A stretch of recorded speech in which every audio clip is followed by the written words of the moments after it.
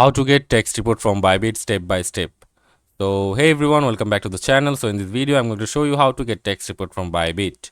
So there are multiple ways to get text report from Bybit. You can of course open your app from your mobile and download the text report from there, or you can just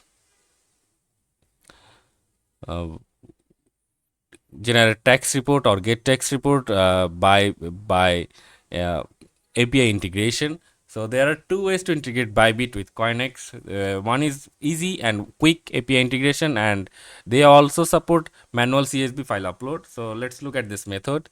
So first of all, log into your Bybit account and click here to directly open the trade and enjoy seamless tax compilation page. And on the same page, scroll down and click on create text API, and under the API key name enter Coinex and click on create API key and enter the Google 2FA code and click onto the submit button and copy the API key and API secret and keep them in a safe place.